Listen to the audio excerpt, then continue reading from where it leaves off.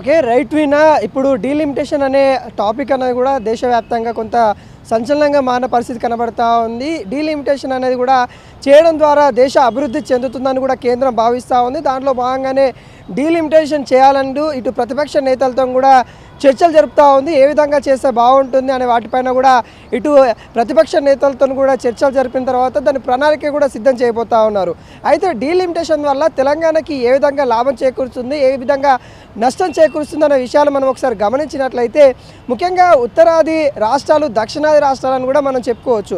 ముఖ్యంగా దక్షిణాది రాష్ట్రాలకి కొంత జనగణన ద్వారా డీలిమిటేషన్ చేస్తే కొంత ఇబ్బంది చేకూరుస్తుందని కూడా ఇటు దక్షిణాది రాష్ట్ర నాయకులను కూడా చెప్తున్న పరిస్థితి కనబడతా ఉంది. ఉత్తరాది సంబంధించిన రాష్ట్రాలకి మేలు జరిగే అవకాశాలు అయితే ఉన్నాయి.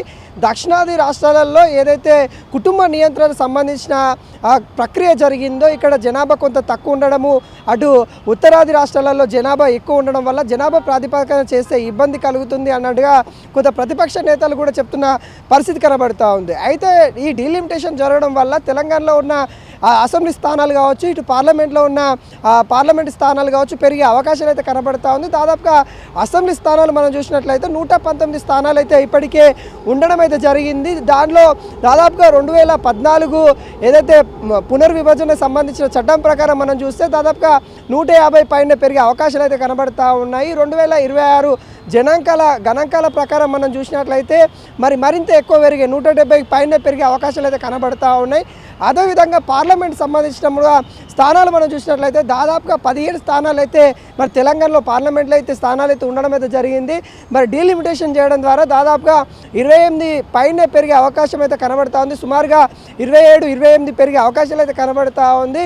అయితే ఇటు తెలంగాణ కావచ్చు, అటు ఆంధ్రప్రదేశ్ కావచ్చు, తమిళనాడు కావచ్చు జనగణన ద్వారా చేయడం వల్ల ఈ రాష్ట్రాలు కొంత ఇబ్బందిగా చేకూర్చే అవకాశాలు అయితే కనబడుతూ ఉంది. ఇక్కడ స్థానాలు తక్కువ ఉంటాయి, అటు ఉత్తర రాష్ట్రాలకు సంబంధించిన స్థానాలు ఎక్కువ ఉండే అవకాశాలు అయితే కనబడుతుంది. అంటే ఎక్కడైతే ఎక్కువ స్థానాలు ఉంటాయో అక్కడనే ఎక్కువ అభివృద్ధి జరుగుతుంది, అక్కడనే నిధులు ఎక్కువ కేటాయించే అవకాశాలు ఉంటాయి, అక్కడనే ఎవరైతే ప్రధాని కావాలన్నా కానీ ఇక్కడ కీలకంగా వ్యవహరించాలన్నా కానీ ఎక్కువ సీట్లు ఉన్న నేతలకి అక్కడ మొగ్గు ఉంటుంది. కాబట్టి అలాంటి అవకాశాలు ఏవైతే ఉంటాయో వాటన్నిటిని కూడా సమతుల్యం చేయాలనే ఆలోచనలో కేంద్ర ప్రభుత్వం కూడా ఉన్నట్టు కూడా కనబడతా ఉంది. దీనిపైన కూడా అమిత్ షా కీలకంగా నేతలతో భేటీ అవుతున్న పరిస్థితి కనబడతా ఉంది. వీటికి సంబంధించి కూడా ప్రతిపక్షాలు కూడా కొంత సానుకూలంగానే ఉన్నట్టు కూడా కనబడతా ఉంది. అయితే గణాంకాల ప్రకారం కాకుండా ఏదైతే సమాంతరంగా అటు దక్షిణాది రాష్ట్రాలలో ఎన్ని సీట్లు పెరుగుతూ ఉన్నాయి, ఇటు ఉత్తరాది రాష్ట్రాలలో ఎన్ని సీట్లు పెరుగుతూ ఉన్నాయి, రెండు సమకాలీన విధంగా పెంచే విధంగా ప్రణాళిక రూపొందించాలన్నట్టు కూడా ఇటు నేతలు కోరుతున్న పరిస్థితి కనబడుతూ ఉంది.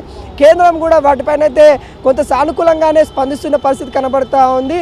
జనాభా ప్రకారం తీసినా కానీ అక్కడ మహారాష్ట్రకు సంబంధించి కావచ్చు, అటు పైన ఏవైతే ఉత్తరాది రాష్ట్రాలు ఏవైతే ఉంటాయో వాటన్నిటిని కూడా సమతుల్యం చేస్తూ ఇటు దక్షిణాది రాష్ట్రాలకి సమతుల్యం చేస్తూ పెంచే అవకాశాలు అయితే ఉన్నట్టు కూడా కనబడతా ఉంది. వీటిపైన అయితే ప్రధానంగా అయితే చర్చలు అయితే జరుగుతూ ఉంది. ముఖ్యంగా తెలంగాణలో కూడా దాదాపుగా అసెంబ్లీ స్థానాలేమో 170 పైన, ఇటు పార్లమెంట్ స్థానాలు 28 పైన పెరిగే అవకాశాలు అయితే మనకైతే కనబడతా ఉన్నాయి. కొంత అభివృద్ధి ఎక్కువ శాతంలో జరిగే అవకాశాలు అయితే కనబడుతున్నాయి. డీలిమిటేషన్ ద్వారా ఎక్కువ నాయకులు వస్తారు కాబట్టి అభివృద్ధి ప్రజలకి సేవ అందించడానికి మరింత సులభతరంగా ఉంటుందని కూడా కేంద్రం అయితే అనుకుంటున్న పరిస్థితి కనబడతా ఉంది. వీటిపైన అయితే కసరత్తు నడుస్తూ ఉంది.